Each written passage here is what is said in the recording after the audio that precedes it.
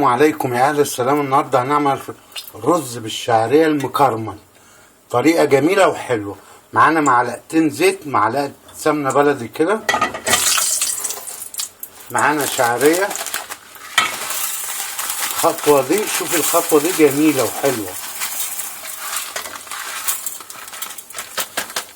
انا واحد من الناس بحب تكون الشعريه كتيره اما باجي اعمل رز، طريقه جميله وحلوه. دلوقتي هنكرمل الشعريه.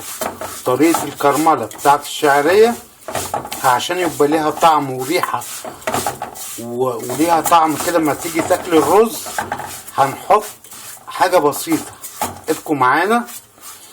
هنحط مكون واحد سحري هيخلي لك الشعريه دي تبقى مكرمله وحلوه. ابقوا معانا. الشعريه وهي بتتحمر كده بديها نص معلقه سكر.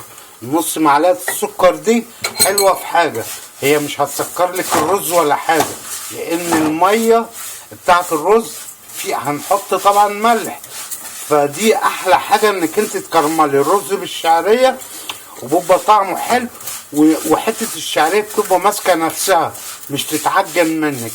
نص معلقه السكر دي وانت بتحمري الشعريه، بص هيبدا لون الشعريه هيبقى لونها ذهبي وحلو، والفص الشعريه هتلاقيه ماسك نفسه. تمام يا جميل. كل اللي علينا بنروح حاطين نازلين بالرز بتاعنا الجميل اهو، وقلب قلب. طريقه جميله، طريقه عمل الرز بالشعريه المكرمل.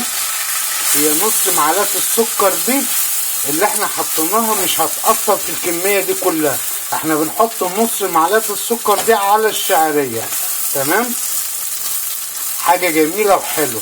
كل اللي علينا ان احنا بنغلف الرز بالشعرية. اهم حاجة واهم حاجة تكة اللي احنا بنعملها دي، انك انت تغلفي السمنة مع معلقة الرز مع معلقة الزيت اللي احنا حطيناها. لازم تقلبي كده علشان ايه؟ شايفين منظر نص معلقه السكر بتفرق معاكي قوي لما بتيجي تعملي الشعريه. ما شاء الله اعملي الخطوه دي، طريقه جميله وحلوه. وجربيها. رشه السكر على الشعريه المحمره بتفرق معاكي. ضيفي نص معلقه سكر على الشعريه الرز وادعيلي. احنا بنعمل رز بالشعريه اهو، طريقه عمل الرز بالشعريه المكرمل. وانا عامل لكم طريقه عمل الرز الابيض عندكم من ضمن الحلقات بتاعتي. ابقوا معنا لغايه ما اغلف الرز ده كده. ابقوا معنا يا جميل. بدل الشعريه مكعب مرقه دجاج كده، واظبط الملح بتاعه ولا اكتر ولا اقل. اهو نص معلقه سكر مع المكعب، حاجه جميله وحلوه.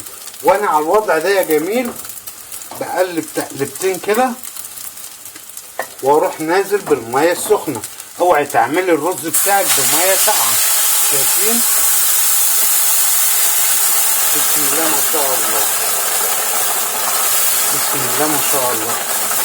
طريقه عمل الرز بالشعريه المكرمل طريقه جميله وحلوه. هتلاقي حبات الشعريه ماسكه نفسها وطريقه حلوه، وطعم الرز جميل. هتلاقي طعم يعني الرز اللي هو انا ضفت عليه نص معلقه السكر دي، تاكلي الرز ده حاف من غير حته لحمه ولا من غير صلصه ولا من غير اي حاجه. جربي الفكره دي وادعيلي. رشه السكر على الشعريه المحمره للرز بتفرق كتير معاكي، احسن من الاول.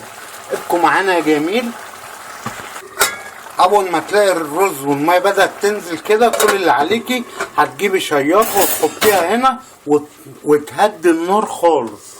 يعني تخلي النار، لان الرز بالشعريه لازم يستوي على نار هاديه. انت هديت النار، بتروحي بقى تعملي طبق سلطه، بتشوفي الاكل التاني اللي هو هيتاكل بيه الرز.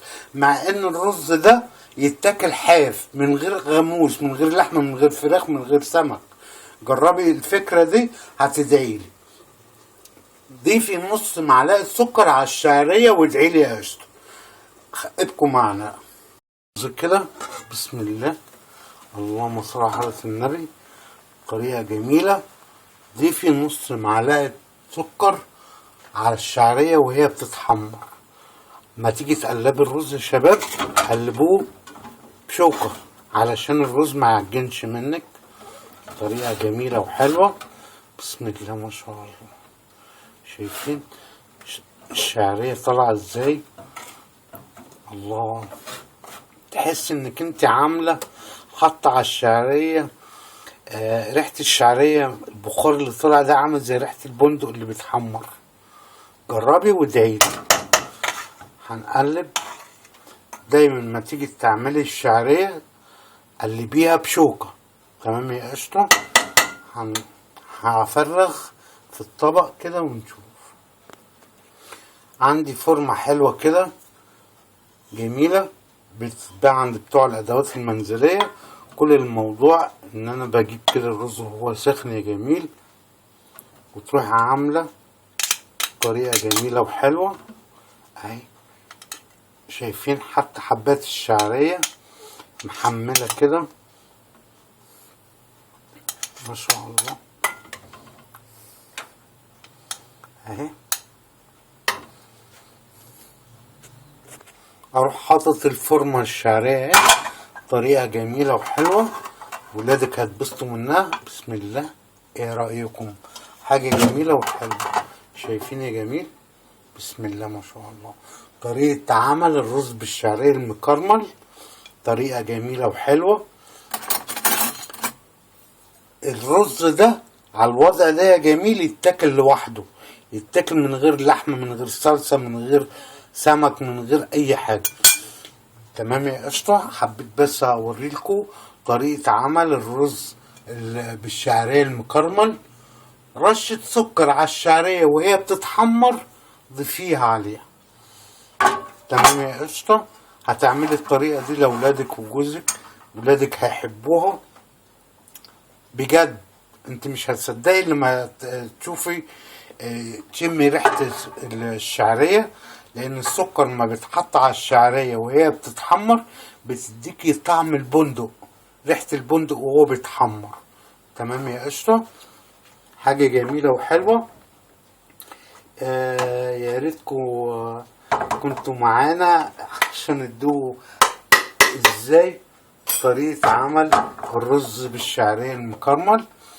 شايفين؟ بسم الله ما شاء الله. طريقة جميلة وحلوة. نقول في رعاية الله وأمنه. ويا رب لو عجبتك أمان عليك، لو عجبتك الحلقة دوس لايك جميل وكلمة طيبة منك بتأثر فينا، بتدعمنا، بتحفزنا. وكل سنة وانتم طيبين. في رعاية الله. في حلقة قادمة يا جميل طريقة عمل رز بالشعرية المكرمل. في رعاية الله. مع السلامة.